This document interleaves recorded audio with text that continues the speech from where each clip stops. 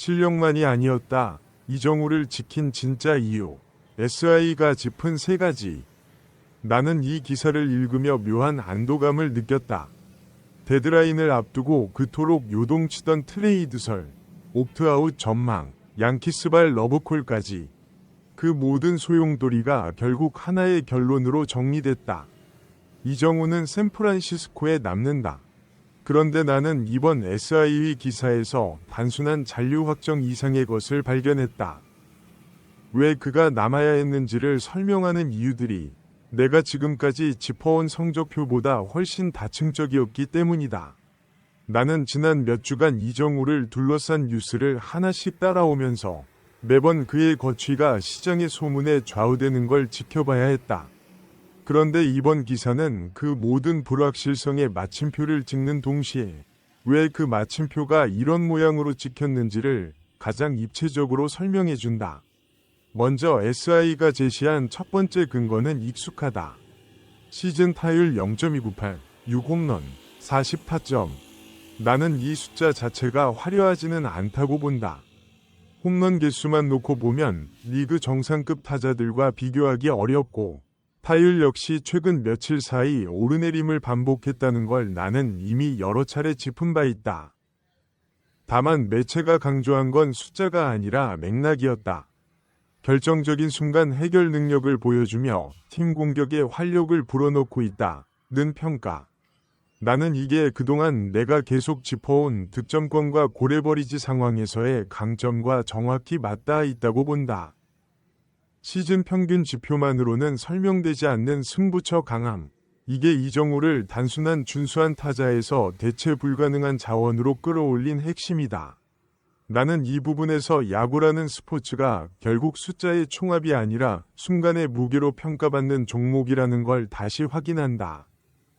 시즌 내내 평범한 성적을 내다가도 결정적인 한 방을 못 만드는 타자와 전체 평균은 다소 아쉬워도 팀이 가장 필요로 하는 순간에 확실한 결과를 만들어내는 타자. 팀이 후자를 훨씬 높게 평가하는 건 당연한 이치다. 여기서 나는 두 번째 근거에 더 눈길이 갔다. 수비에 대한 평가다. 매체는 그를 화려한 스타일의 외야수는 아니지만 안정적인 수비를 펼치는 선수라고 짚었다. 주력이 압도적이진 않아도 상황 판단이 뛰어나 추가 진루를 만들어내고 불필요한 실수가 거의 없다는 설명이다.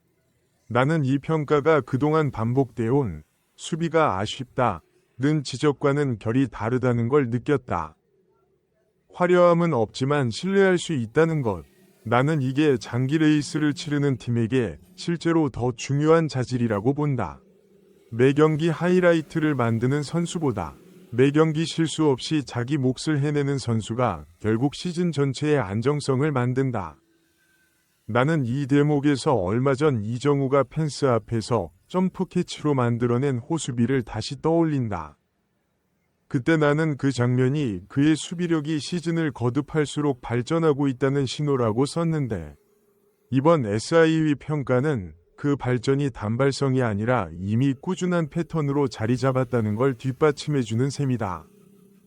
화려한 다이빙 캐치나 강한 어깨로 주목받는 유형은 아니지만 타구 판단과 코스 계산에서 실수를 최소화하는 이런 스타일은 시즌이 길어질수록 그 증가가 누적되어 드러난다.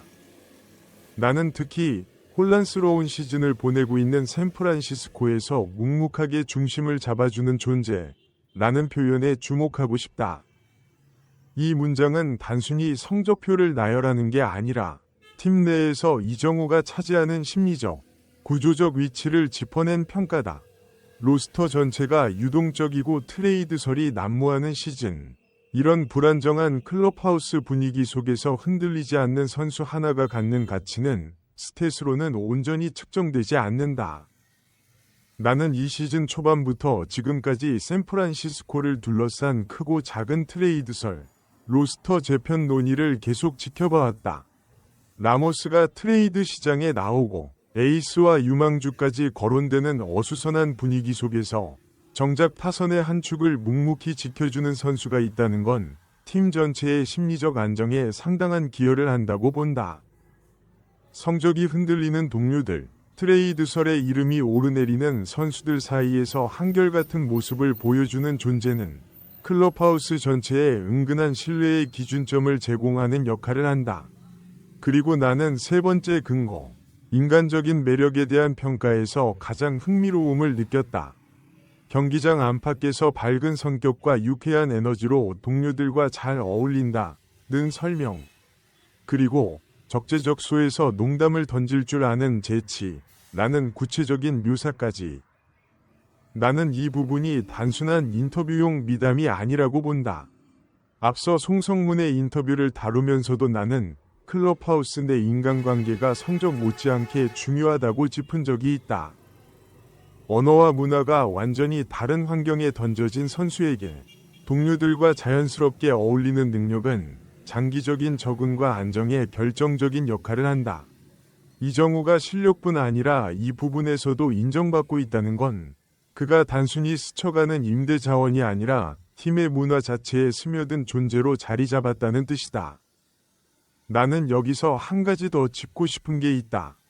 팬들과 구단이 그의 성격을 높이 평가하고 있다는 대목이다. 도시 전체에서 사랑받는 선수가 된다는 건 단순히 성적으로 만들어지는 인기가 아니다. 오랜 시간에 걸쳐 쌓인 신뢰와 호감이 축적된 결과다. 실력과 인간적 매력이 동시에 인정받는 선수는 팀이 어떤 어려운 결정을 내려야 할 때도 가장 먼저 지키고 싶은 자원이 되기 마련이다. 계약 구조에 대한 분석도 짚고 넘어가야 한다. 연평균 약 1,830만 달러, 2027 시즌 종료 후 옵트아웃 조항.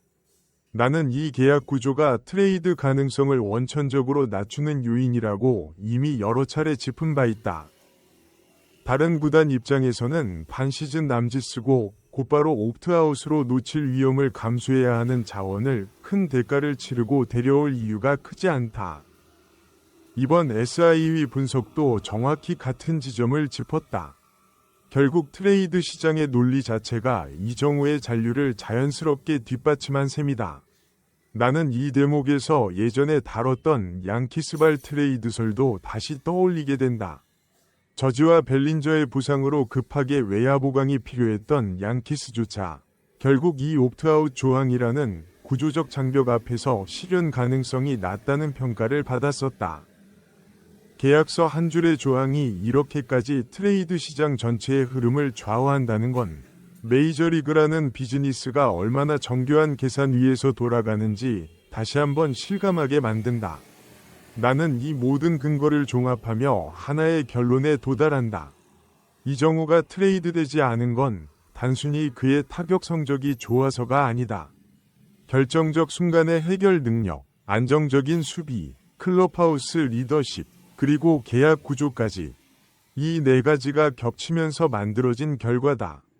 나는 특히 매체가 그를 젊은 유망주들을 이끄는 리더 역할까지 맡을 수 있을 것이라고 전망한 대목에 무게를 두고 싶다.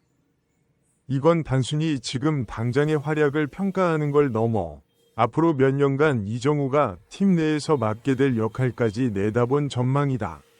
로건 웹, 브라이스 엘드리지와 나란히 팀의 핵심 축으로 묶였다는 사실은 단기적인 활용 가치가 아니라 장기적인 프랜차이즈 설계 안에 그가 확고히 들어와 있다는 뜻이다. 이제 이정우에게 남은 과제는 명확하다. 트레이드 불가 자원이라는 타이틀에 걸맞게 앞으로 올라올 유망주들과 함께 팀의 중심축으로 성장하는 것. 나는 이 그림이 샌프란시스코와 이정우 모두에게 가장 이상적인 시나리오라는 SIV 결론에 전적으로 동의한다. 오버페이 논란으로 시작된 그의 메이저리그 여정이 이제는 실력과 인성을 모두 인정받은 프랜차이즈의 핵심으로 완전히 자리를 잡았다. 나는 이 여정을 지켜보며 결국 진짜 신뢰라는 건 화려한 숫자 하나로 만들어지는 게 아니라 이런 여러 겹의 요소가 시간을 두고 쌓여야 완성된다는 걸 다시 한번 확인한다. MLB 아시아 와치와 함께 아시아 선수들의 메이저리그 여정을 끝까지 지켜봐 주세요. 구독과 알림 설정하시면 매일 가장 빠른 소식을 놓치지 않고 만나실 수 있습니다.